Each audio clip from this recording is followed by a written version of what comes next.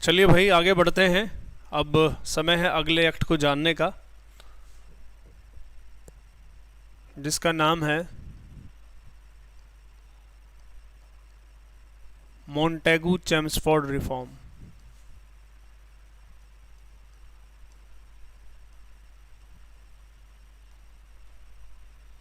Montagu Chelmsford reform 1919। Montagu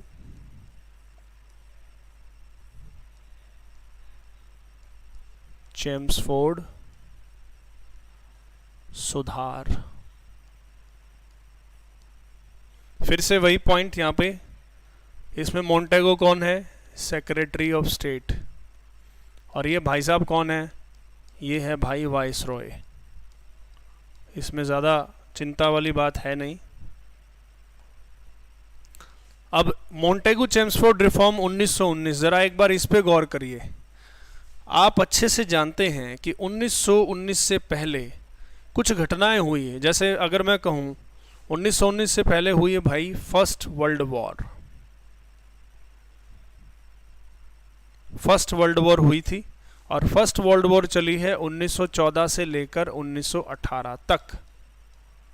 और ये world war जो है, इस वर्ल्ड वॉर में ब्रिटेन भी एक्टिवली पार्टिसिपेट कर रहा था और इंडियंस का साथ होने चाहिए था, जिसके लिए इंडियंस को लॉलीपॉप दी और कहा कि भैया हमें युद्ध में साथ दो और हम तुम्हारी डिमांड्स को मान लेंगे। ठीक है, तो एक तो इस एक्ट का ये बैकग्राउंड है वर्ल्ड वॉर फर्स्ट। दूसरा इसका एक और बैकग्राउंड है आपका Lucknow pact. Lucknow pact 1916। Lucknow pact का मतलब क्या है? लखनऊ समझौता।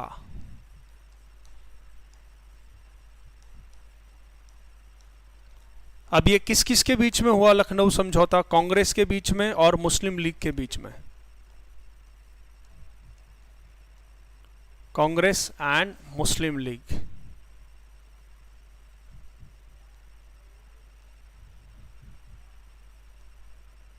ठीक है, इन दोनों ने मिलकर एग्रीमेंट किया कि भाई चलो देखो ऐसा है, कुछ डिमांड्स हैं, अंग्रेज साथ मांग रहे हैं फर्स्ट वर्ल्ड वॉर में, चलो हम पहले डिसाइड कर लें हमें क्या क्या चाहिए। तो इन्होंने कुछ अपनी डिमांड्स रखी थी, कांग्रेस ने और मुस्लिम लीग ने, दोनों ने मिलके। ठीक है, कांग्रेस की तो वही मेन बातें थी कि भाई जैसे मैंने आपको कहा था सेक्रेटरी ऑफ स्टेट है, 1858 के एक्ट में आया था सेक्रेटरी ऑफ स्टेट। वो 15 मेंबर्स की काउंसिल के साथ इंग्लैंड से काम करता था, लेकिन तनख्वाह भारत से लेता था। तो पहली डिमांड तो इनकी यही थी कि भाई ये जो सेक्रेटरी ऑफ स्टेट है, ये तो ब्रिटेन का कैबिनेट मिनिस्टर है, इसे भारत से तनख्वाह क्यों दे रहे हो भाई? तो बिल्कुल सही बात है। अब ऐसे में जो ब्रिटिश क्राउन रूल है, उन्होंने कहा कि भैया ऐसा है, देखो जो सेक्रेटरी ऑफ स्टेट है ये इंग्लैंड में रह के एम्बेसी का काम भी करता है। एम्बेसी समझते हो, ये लोग आते जाते रहते हैं, राजदूत टाइप का काम भी करता है, तो इसलिए इसको हम भारत से तनख्वाह दे रहे हैं। ठीक है, तो इसी वजह से फिर जो सेक्रेटरी ऑफ स्टेट है, इसको उससे सेक्रेटरी ऑफ स्टेट से ये वाला काम ले लिया गया और इसकी जगह पर हाई कमिश्नर ऑफ इंडिया बनाई गई एक पोस्ट लंदन में। तो सेक्रेटरी ऑफ जो स्टेट था पहले, उसकी तनख्वाह फिर भारत से नहीं दी जाने लगी, उसे इंग्लैंड से मिलती थी। लेकिन जिस काम की तनख्वाह वो भारत सरकार से लेता था या ब्रिटिश इंडियन गवर्नमेंट से लेता था सेक्रेटरी ऑफ स्टेट, एम्बेसी के काम वाली तनख्वाह, उसके स्थान पर फिर एक नया पोस्ट बन गया जिसको हाई कमिश्नर ऑफ इंडिया कहते हैं, जो आज तक यूं का यूं है। ओके, तो चलिए इसमें जानते हैं सबसे पहली चीज़ क्या क्या है। तो भैया सबसे पहला पॉइंट यहाँ पे, अब आपको मैं बार बार एक बात समझा रहा हूँ कि भारत में जब ये सारा अगड़म बगड़म चल रहा है, तो भारत में आपका सेंट्रल लेवल पे भी चीज़ें चलती थी। अभी आप देख रहे हैं ना, 16 से 60 हो गए, 60 से अभी और बढ़ेंगे।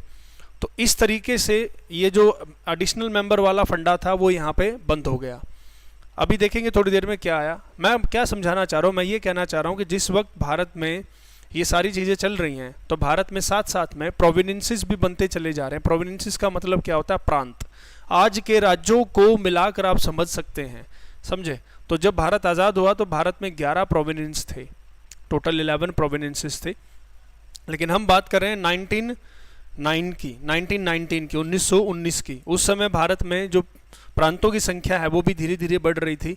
तो प्रांतों के साथ साथ प्रांतों में भी आपका एक किसी प्रकार का लेजिस्लेचर जो है वो बनाया जा रहा था, एक विधानसभा, विधान परिषद इस टाइप से बनाई जा रही थी। तो सबसे पहले देखते हैं कि सेंट्रल लेवल पर क्या क्या चेंजेस हुए। सेंट्रल लेवल पर क्या क्या चेंजेस हुए ये देख लेते हैं। सबसे पहली बात, भारत में पहली बार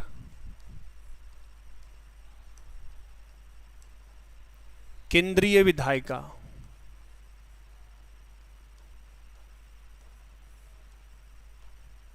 विधायिका को द्विसदनात्मक बना दिया गया। द्विसदनात्मक बना दिया गया। इंग्लिश में कैसे लिखेंगे? सेंट्रल लेजिस्लेचर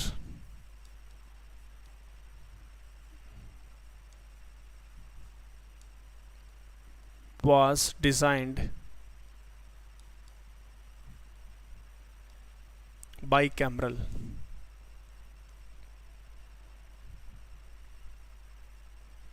अब बच्चों, कैमरल का मतलब होता है कमरा और बाई का मतलब होता है दो। मतलब क्या हुआ? मतलब ये हुआ,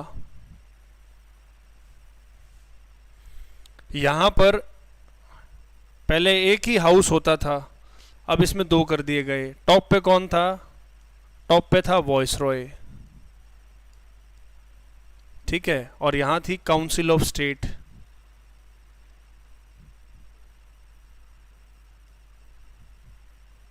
जिसको बोलते थे राज्य परिषद।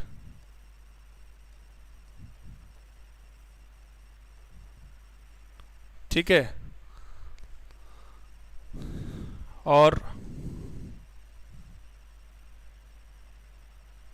यहां पे होती थी सेंट्रल लेजिस्लेटिव असेंबली।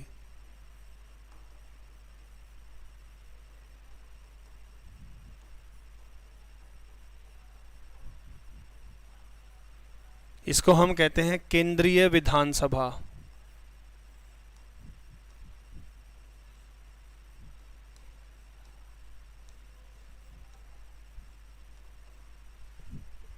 ठीक है, तो ये दो हाउस बना दिए गए भाई।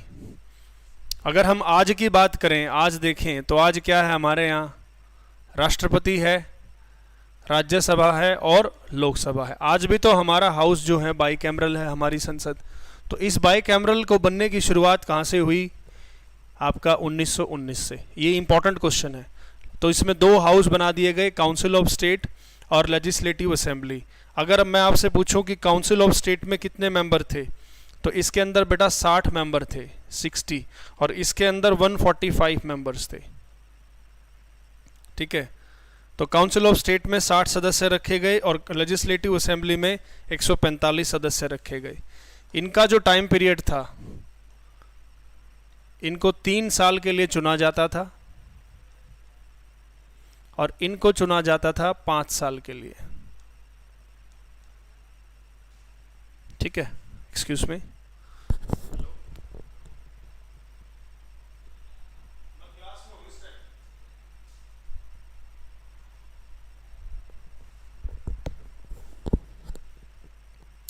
ठीक है, दोबारा देखते हैं एक बार, माफ करिएगा, एक इंपॉर्टेंट कॉल था।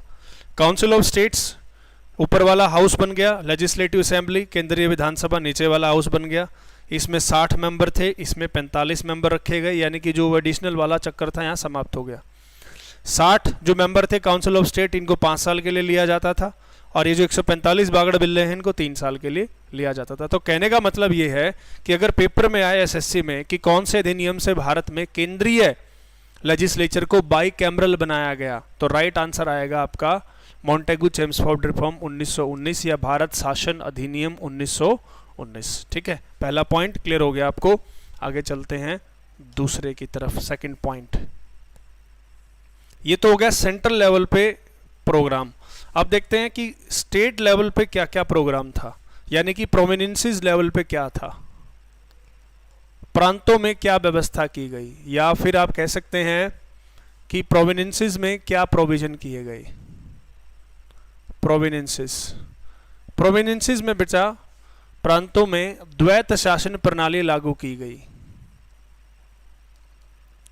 द्वैत शासन प्रणाली लागू की गई। इंग्लिश में लिख सकते हैं, dyarchy system was introduced. Diarchy system was introduced in provinces।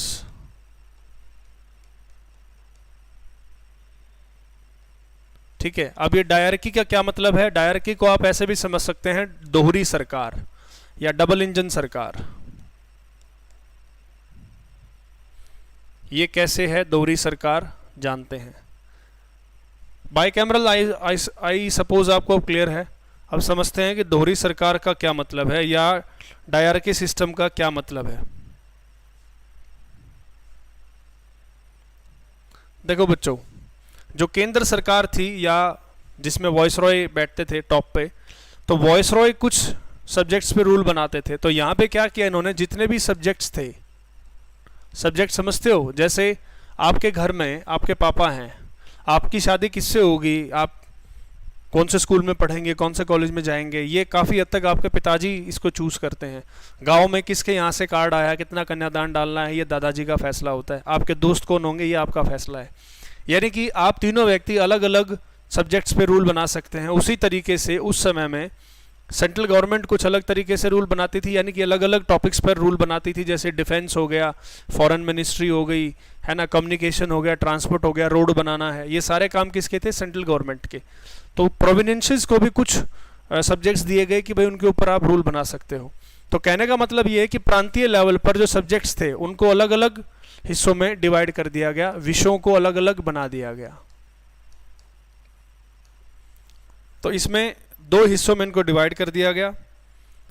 एक हिस्सा बनाया गया सेंट्रल सब्जेक्ट्स, यानी कि जिन पर केंद्र सरकार रूल बना सकती है, जिसमें वॉइसरॉय था और आपका केंद्रीय विधानसभा थी और स्टेट काउंसिल थी। अभी मैंने बताया 145 मेंबर थे, 60 मेंबर थे, 3 साल 5 साल, अभी 2 मिनट पहले तो बताया था।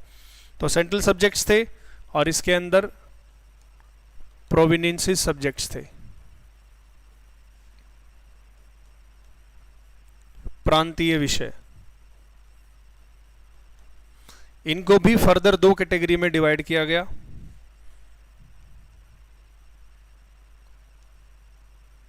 ट्रांसफर्ड सब्जेक्ट और रिजर्व्ड सब्जेक्ट।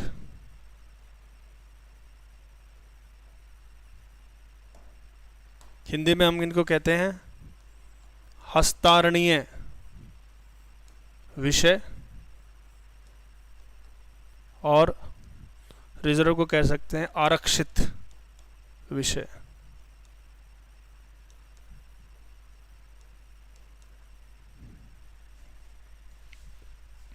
ट्रांसफर सब्जेक्ट्स पर, या इससे पहले मुझे ऐसा लग रहा है थोड़े से आप यहां कंफ्यूज हो रहे हैं, कोई बात नहीं, कंफ्यूजन को दूर कर देते हैं। देखिए, जो केंद्र सरकार थी उस समय की, केंद्र सरकार में 2 हाउसेस होते थे। एक तो होता था वायसराय, ठीक है, और एक अभी मैंने बताया स्टेट काउंसिल थी, काउंसिल ऑफ स्टेट, ठीक है, और एक था आपका केंद्रीय विधानसभा।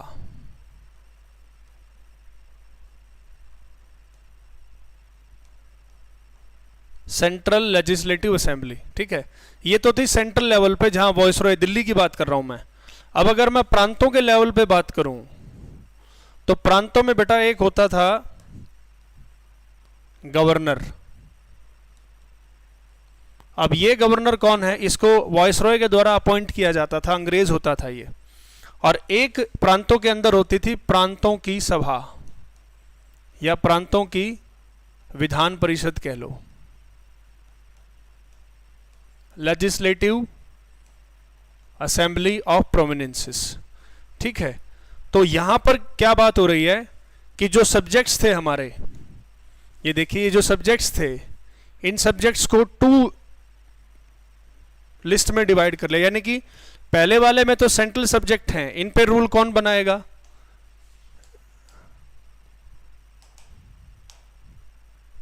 हाँ, ये भाई लोग किस पे रूल बनाएंगे? आपके सेंट्रल सब्जेक्ट्स पे, सेंट्रल सब्जेक्ट्स, ठीक है। और ये किस पे रूल बनाएंगे? प्रोमिनेंस सब्जेक्ट्स पे।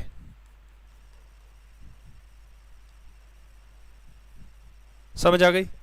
तो जो इकट्ठे जो रूल बनते थे वायसराय के यहां से, उन सारे टॉपिक्स को, उन सारे रूल्स को अलग अलग कर लिया कि भैया हम इस पे बनाएंगे, और जो प्रांत हैं जैसे हरियाणा पंजाब है आज के टाइम में स्टेट है, वैसे उस समय प्रांत होते थे, केंद्रीय प्रांत, संयुक्त प्रांत, है ना, इस तरीके से प्रांत होते थे, बॉम्बे वगैरह।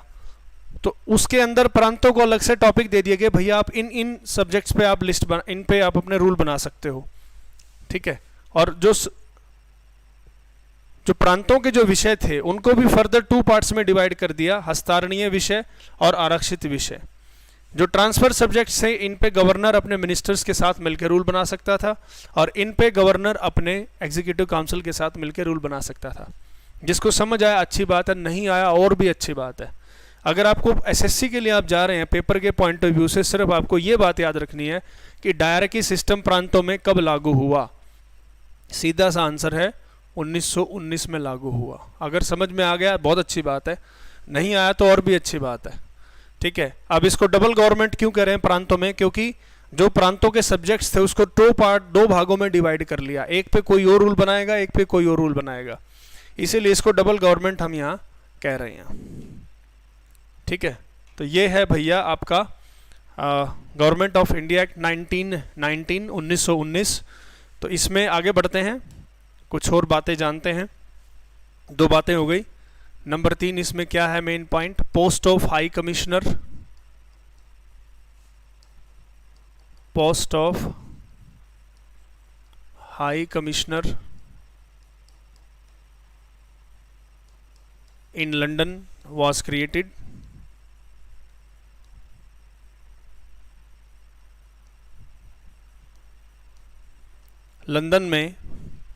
लंदन में भारतीय उच्च आयुक्त का पद बनाया गया।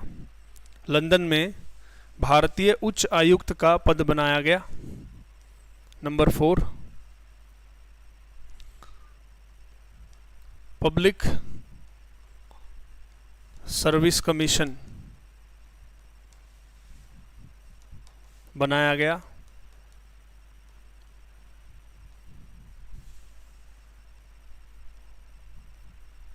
ठीक है, यहां आप लिख सकते हैं लोक सेवा आयोग की स्थापना की गई। लोक सेवा आयोग की स्थापना की गई। लोक सेवा आयोग की स्थापना की गई।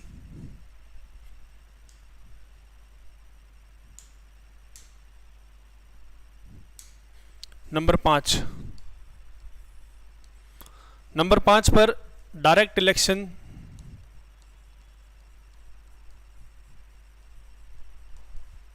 ठीक है, 17,000 लोग जो हैं उनको वोटिंग राइट्स दिए गए। देश में पहली बार डायरेक्ट इलेक्शंस का शुरुआत हुई। और जो 1919 का जो मोंटेगू चेम्सफोर्ड रिफॉर्म, इसके बारे में ध्यान रखिएगा, ये पहला ऐसा एक्ट है जो ब्रिटेन से भारत आया था जिसके अंदर प्रीएम्बल था, एक प्रस्तावना थी। आने वाले क्लासेस में बताऊंगा प्रीएम्बल का क्या मतलब होता है। इसके अंदर एक प्रीएम्बल भी था। प्रीएम्बल का मतलब होता है प्रस्तावना। ठीक है, प्रीएम्बल को आप ऐसे समझ सकते हैं, हर आदमी के गले में एक आई कार्ड टंगा होता है, आई कार्ड पे उसका नाम, एड्रेस सब लिखा होता है। तो प्रीएम्बल क्या है? Preamble is known as the identity card of any person. ठीक है, तो इस एक्ट के साथ एक प्रीएम्बल भी भेजा गया था, ये भी याद रखना है। और नंबर 7, इस एक्ट में एक प्रोविजन डाला गया था कि भैया हर 10 साल बाद हमें कमीशन, हम कौन? ब्रिटेन की पार्लियामेंट भारत बना के भेजेगी, और वो कमीशन भारत जाएगा और भारत में स्टडी करेगा कि इंडियंस को जो फैसिलिटीज़ दी जा रही हैं वो सही हैं, ज़्यादा हैं, कम हैं। ठीक है, तो मैं यहाँ से एक ग्राउंड तैयार कर रहा हूँ। अगली क्लास में हम पढ़ेंगे सैमन कमीशन के बारे में, क्योंकि 1919 के एक्ट में एक बात डाली गई कि after every 10 year, after every 10 years a statutory commission will be set up for India. A statutory commission will be set up for India. ठीक है, हिंदी वाला लिख लो। प्रत्येक 10 वर्ष बाद भारत के लिए एक आयोग का गठन किया जाएगा। प्रत्येक 10 वर्ष बाद भारत के लिए एक आयोग का गठन किया जाएगा। तो 1919 में अगर 10 जोड़ देंगे तो कितना बनेगा? 1929। लेकिन साइमन कमीशन का गठन कब हुआ था? 1927। और भारत कब आया? 1928। तो अगली क्लास में हम अपनी बात को शुरू करेंगे साइमन कमीशन के साथ। साथ में हम राउंड टेबल कॉन्फ्रेंस लंदन भी चलना मेरे साथ, सभी पासपोर्ट रेडी रखना। और साथ में हम मुस्लिम लीग के जो 14 पॉइंट्स थे, जिन्नाज 14 पॉइंट, उनको भी डिस्कस करेंगे। और फिर हम लेके आएंगे भारत के संविधान का सबसे solid act, government of India act 1935, जिसका 70% हिस्सा यू का यू आज के कॉन्स्टिट्यूशन में भी कॉपी मारा गया है। जब तक के लिए दोस्तों धन्यवाद आपका। जय हिंद।